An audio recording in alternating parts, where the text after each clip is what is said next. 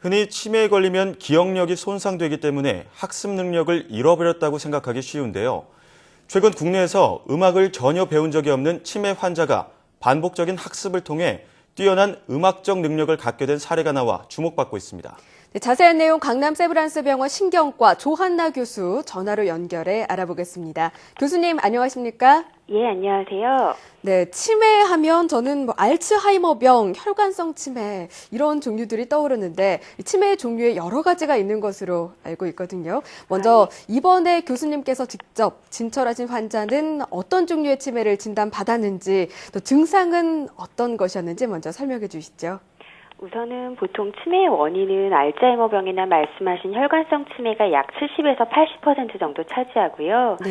제가 이번에 진단한 전두축두엽 치매는 약간 굉장히 10% 미만으로 굉장히 드문 질환 중에 하나입니다. 네. 그래서 보통 전두축두엽 치매는 이제 판단과 계획, 그리고 충동을 조절하는 주로 전두엽과 그리고 언어를 담당하는 측두엽에 발생을 하는 치매의 형태로 일반적으로는 기억력에 문제가 있어서 이제 병원에 오시는 경우가 많은데 이런 분들 같은 경우는 좀 성격이 변하고 이상 행동으로 병원을 찾는 경우가 많습니다. 아, 그렇군요. 네. 방금 말씀해 주셨지만 기억력에는 문제가 없다. 이 전두축두엽 치매는 기억력에 문제가 없다고 말씀을 해주셨는데 초기에는요. 예. 네, 그렇게 되면 치료 시기를 놓치는 경우도 많을 것 같은데요. 그렇죠. 왜냐하면 처음에는 사실 증상이 약간 좀 우울해 보이고 의욕이 없거나 좀 짜증을 많이 낸다. 이전과 달리 좀 성격이 조금 예의가 없어지고 좀 화를 많이 낸다. 이 정도로 생각하기 때문에 보호자분들은 사실 이런 증상이 두드러지지 않거나 좀 면밀히 관찰하지 않으면 스트레스를 너무 많이 받거나 좀 우울증이 생겼나 이렇게 생각하시는 경우도 꽤 있습니다. 네, 그런데 교수님이 진찰하셨던 전두축두엽 환자 중에 음악적으로 뛰어난 학습 능력을 갖게 된 환자가 있었다고 들었습니다. 예. 어떻게 이런 학습 능력이 나타나게 된 건가요? 이 환자 같은 경우는 사실 이미 전두축두엽 치매로 진단을 받은 이후에 이제 색소폰을 사실 배우기 시작을 했고요. 거의 매일 2시간씩 색소폰을 배워서 물론 처음에는 이제 색소폰을 습득하는 능력이 오래 걸리긴 했지만 한 1, 2년 후에는 오히려 이제 다른 학원생보다도 뛰어난 학습 능력이 발휘됐습니다.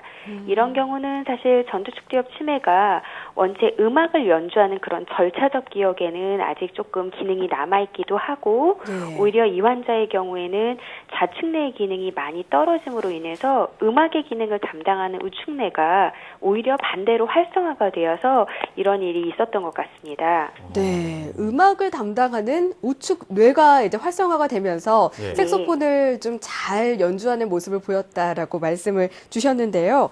또 최근에는 좋아하는 노래를 부르면 치매가 좀 완화된다 이런 연구 결과도 나왔는데 이렇게 음악을 배우거나 연주하는 게 치매 증상을 완화하는 데 실제로 도움이 됩니까? 예, 우선은 보통은 저희가 말하고 일상생활을 할 때는 오른손잡이가 많기 때문에 사실 좌측뇌를 굉장히 많이 사용하거든요. 하지만 말씀드린 것처럼 음악 같은 경우에는 반대적인 우측뇌가 많이 사용되기 때문에 이전에 안 쓰던 뇌를 충분히 활용시켜서 그런 뇌의 기능을 올리는 것도 치매 예방이나 그런 쪽에 도움이 될 것 같습니다. 네. 현재 우리나라에만 약 57만 명의 치매 환자가 있는 것으로 추정되고 있는데요. 조기에 진단하고 치료를 시작하는 것이 무엇보다 중요할 것 같습니다. 끝으로 생활 속에서 치매 증상을 진단해 볼 수 있는 방법과 또 예방할 수 있는 방법에 대해서도 알려주시죠. 우선은 기본적으로 사실 그래도 제일 많은 치매는 알츠하이머 치매나 혈관성 치매이기 때문에요. 기본적으로 기억력이 이전과 달리 이제 중요한 사실도 잘 기억하지 못하는 경우에 그리고 이런 치매의 특징은 최근 일을 잘 기억하지 못하는 것입니다. 그래서 옛날 일은 잘 기억하지만 최근에 있었던 약속이나 뭐 집안 사건들을 잘 기억하지 못하는 경우에는 오히려 조금 주의해서 보시고 진료를 받으시는 게 좋겠고요. 혈관성 치매를 예방하기 위해서는 무엇보다도 이제 뇌혈관의 막힘이나 어떤 뇌경색이나 뇌출혈을 예방해야 하기 때문에 혈관성 위험인자, 뭐 고혈압, 당뇨, 고지혈증 같은 위험인자를 좀 조절하시는 게 필요합니다. 네, 그렇군요. 아무래도 좀 고혈압이나 당뇨 이런 증상이 있는 분들은 전문의에게 미리 찾아가서 또 검진을 받는 것도 중요하겠습니다. 네, 그렇습니다. 네, 지금까지 강남 세브란스병원 신경과 조한나 교수와 함께 이야기 나눠봤습니다. 오늘 말씀 감사합니다. 예, 감사합니다.